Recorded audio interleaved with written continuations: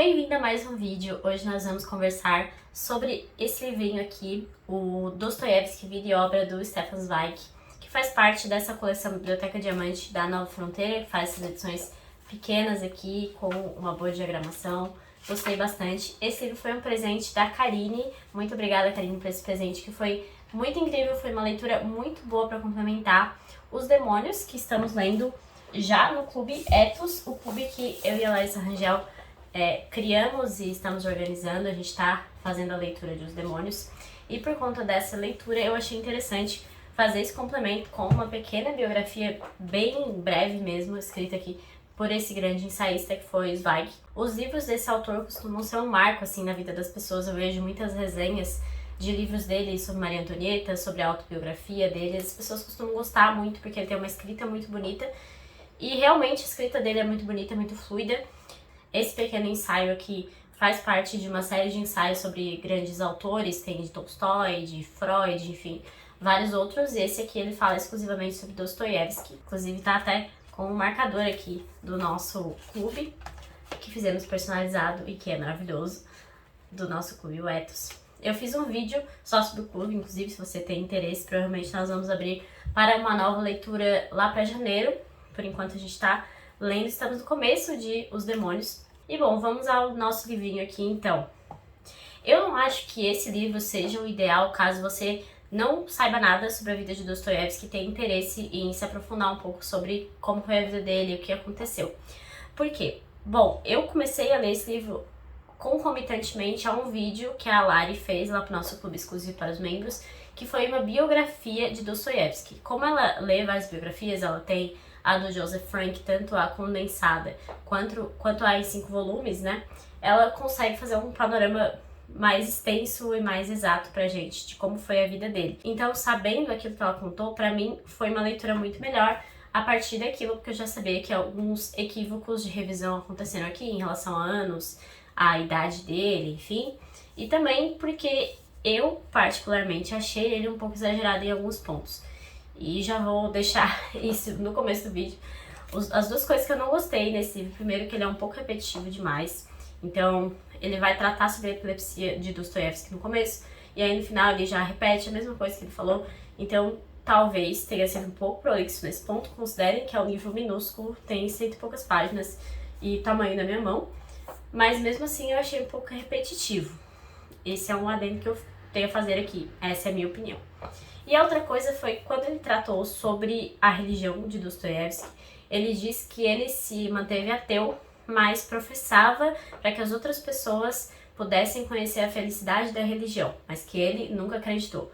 Então eu achei um pouco incisivo demais essa fala dele, do Zweig, porque para ele afirmar isso com tanta certeza, considerando que o Dostoiévski é considerado um reacionário religioso, como diria o Otto Maria Carpo.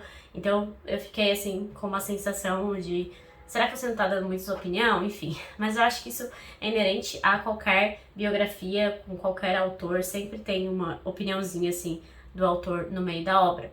Mas isso são dois detalhes que não impedem que essa leitura seja incrível e valha muito a pena. Bom, essa biografia aqui vai tratar muito mais sobre os temas e a forma com que Dostoiévski escreve do que sobre a vida dele em si. Por isso que eu digo que talvez seja interessante você buscar um panorama mais histórico da vida do Dostoiévski para depois partir para essa leitura.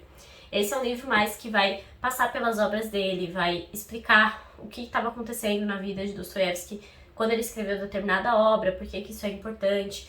Vai falar, como eu disse, sobre a epilepsia, dizer como a epilepsia trazia ao Dostoiévski uma profundidade que outros autores não alcançavam, justamente por conta dessa doença. Então a doença dele, embora seja uma coisa horrível e trágica e triste, levava ele a estados de emoção tão fortes que outros autores não conseguiriam traduzir em obras da forma que ele fez. Então quando a gente lê Crime e Castigo e vê Raskolnikov, que é uma pessoa atormentada, uma pessoa com problemas, uma pessoa que está sempre remoendo pensamentos, isso se deve também à capacidade de Dostoiévski de escrever aquilo que ele mesmo passava quando tinha aquelas crises. Então, a grande maioria dos personagens de Dostoiévski tem essa profundidade em sentimentos, em pensamentos, de uma forma fervorosa realmente, e por isso que o Dostoiévski consegue traduzir isso. Então ele vai traçar uma pequena linha do tempo que é interessante de pensar, que o Dostô ele vai publicar O Gente Pobre com 24 anos e vai ter um grande sucesso com essa obra, só que pouco depois ele vai ser preso por conta do Círculo de Petrachevsky, que foi um círculo socialista do qual ele participava, e por conta dessa participação ele é preso. Então o czar à época, que é Nicolau I, vai condená-lo à morte, condenar todos os membros do círculo à morte. E esse é o grande ápice, assim, de uma vida problemática que Dostoiévski tem, porque ele chega até o local da execução, ele tá vendado, ele vai ouvir, então, o tiro da morte dele, que é a sua sentença, quando naquele momento o Carrasco vai informá-lo que o czar teria comutado a pena para prisão e trabalhos forçados por 4 anos na Sibéria. Então isso é uma grande reviravolta, e inclusive dizem que essa reviravolta teria sido o estopim do início das crises de epilepsia do Dostoiévski. Então, depois desse retorno da prisão de 4 anos, ele vai escrever o Recordações da Casa dos Mortos, Escritos da Casa Morta, tem algumas traduções diferentes. E esse livro é outro ápice na vida dele como literato, porque aqui o Zweig vai falar que o próprio czar, ao ler aquele livro, vai chorar, vai levar o czar às lágrimas, porque conta a situação terrível que os prisioneiros passavam na Sibéria na época do czarismo. Então ele vai falar que o Memórias da Casa dos Mortos, retrato imperecível da pena de um condenado, arrancam a Rússia da letargia e indiferença em que vive então. A nação inteira descobre com horror que, sob a calma superfície do seu mundo silencioso, debaixo de seu nariz, impera um outro mundo, um purgatório de todos os tormentos. O fogo da acusação atinge o Kremlin.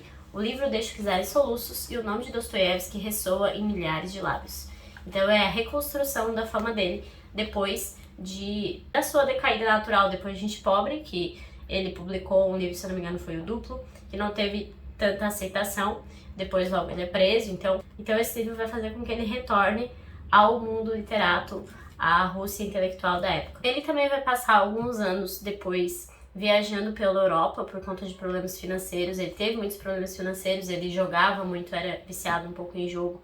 Esse, inclusive, é um tema do livro O Jogador. E isso acaba fazendo com que ele fuja da Europa mesmo pelo medo dos credores. Ele vai retornar aos 52 anos, de acordo com o livro aqui, e publicar Os Irmãos Karamazov, que aí é o ápice da vida dele. E temos novamente um auge de Dostoiévski, que foi uma grande obra, uma das maiores obras dele. Inclusive queria ter uma continuação para Irmãos Karamazov. E além desse livro, o Zweig vai citar Crime e Castigo, O Idiota, Os Demônios e o Jogador como obras monumentais do século XIX e formas universais de todo o nosso mundo intelectual. Então aqui o Zweig vai focar muito nisso, de que Dostoiévski consegue fazer com que o sofrimento dele, todas as coisas pelas quais ele passou, se transformavam em grandes obras. A Sibéria, a catorga, a epilepsia, a pobreza, o jogo, a volúpia. Pelo poder sobrenatural da transvaloração, todas as crises de sua existência tornam-se a sua arte. Assim como os metais mais preciosos são retirados das profundezas mais sombrias das minas, o artista atinge suas maiores verdades e o mais intenso conhecimento de si apenas nos abismos mais perigosos de sua natureza. Ele vai focar muito nisso, em como o sofrimento para Dostoiévski sempre foi muito importante, sempre foi um impulsionador de sua obra. Especialmente na questão da epilepsia, né, como eu já comentei, porque são precisamente as condições mais incompreensíveis, mais sobrenaturais, o mórbido, o hipnótico, o estático, o epilético, que em Dostoiévski assumem a precisão de um diagnóstico clínico, o contorno nítido de uma figura geométrica. Dostoiévski descreve a alma humana no momento de sua exuberância, como nos instantes em que se inclina por sobre os limites de suas possibilidades. É o mais incomparável escultor do inusitado, o maior anatomista da alma furiosa e doente que a arte já viu.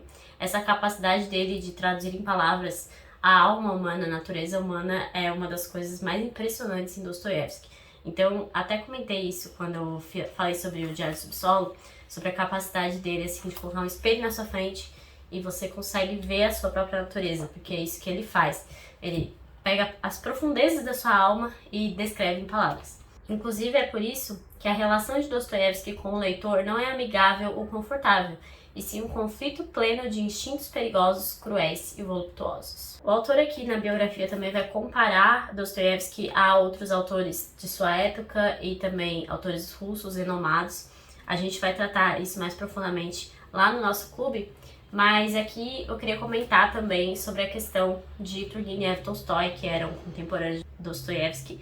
E existe essa grande rixa entre Tolstói e Dostoiévski, que é inclusive aqui tema desse livrinho do George Steiner, que eu ganhei de presente da Isa, do leitor VIP. Estou ansiosa também para ler esse livro. E o Zweig vai comentar que o Dostoiévski amaldiçoa Turgenev e Tolstói, que instalados comodamente em suas ricas propriedades, podem arredondar e ordenar suas linhas, e deles é a única coisa que inveja. Porque como Dostoiévski sempre teve muitos problemas financeiros, ele adiantava os seus livros. Então, quando ele começava a escrever um livro, ele já tinha recebido uma parte do pagamento. E ele sempre passou por muitas dificuldades. Então, para ele, era muito diferente falar de sofrimento do que a forma que esses autores, que eram burgueses, falavam de sofrimento. Novamente, falando sobre a importância que a doença teve na vida de Dostoiévski, Zweig vai comentar que a sua doença elevou-o ao topo de sentimentos que os homens comuns não alcançam. Como um animal noturno que vê no escuro, ele enxerga mais claramente ao crepúsculo que à luz do dia. Ao ver a face da loucura de perto, iluminada, transcendeu as fronteiras dos sentimentos, ali onde os sábios e observadores perderiam os sentidos. E ele vai terminar essa pequena biografia de uma forma bem legal também, evocando assim, alguns dos seus personagens. É importante dizer que tem alguns spoilers nessa mini biografia, porque ele vai comentar sobre os principais personagens, principalmente dos irmãos Karamazov, vão aparecer aqui, e também o Raskolnikov. Então, se você não quer pegar nenhum spoiler, talvez não seja interessante ler essa mini biografia antes da leitura dessas obras. Tem um pouquinho sobre os demônios, mas não vi tantas citações assim. E ele vai finalizar o livro falando que os personagens de Dostoiévski, como um grande e furioso coral, com seus lábios rudes e zombeteiros, entoam o hino do sofrimento, o hino da vida, com a força primordial do êxtase. Vai citar, por exemplo, aqui o Homem do Subsolo, lá do Diário do Subsolo.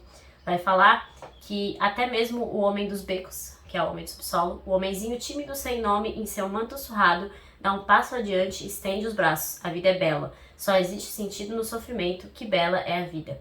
O homem ridículo acorda de seu sonho para proclamar a grandeza da vida. Todos emergem como vermes rastejando dos cantos de seu ser para participar do grande coral. Então é isso, queria trazer apenas alguns excertos assim, do livro, algumas partes que me chamaram bastante atenção dessa mini biografia aqui. Eu acho que vale muito a leitura, especialmente se você tiver com alguma obra de Dostoiévski engatada, então você vai acabar lendo a obra e sentindo aquilo que o Zweig vai te contar. Esse é um livro que é quase uma ode a Dostoiévski, assim, porque é um grande elogio a esse autor. Dá pra ver que o Zweig escreve de uma forma muito apaixonada pelo autor e vê Dostoiévski como um grande gênio de seu tempo pela sua capacidade de realmente abrir a alma humana para nós. Então, vale muito a pena, principalmente para que você possa ter esse panorama diferente na hora de ler a obra do autor. E é um livro curtinho, pequeno, barato. Então, acho que vale mesmo para que a gente tenha esse complemento na hora de ler sobre Dostoiévski. É isso, espero que vocês tenham gostado. Ano que vem vai vir pra cá também Os Demônios. Quando a gente terminar a leitura, eu vou fazer uma resenha dele também. Pretendo ainda ler esse livrinho aqui, o Tolstói ou Dostoiévski, e talvez trazer alguns trechos pra vocês, enfim. Inclusive, é uma ideia do ano que vem ler Ressurreição, Tolstói. É um dos livros que eu observei a sinopse e achei bem interessante. Então aí vamos ter alguns confrontos aqui no canal, não é mesmo? Teremos Dostoiévski, teremos Tolstói, porque são dois autores incríveis.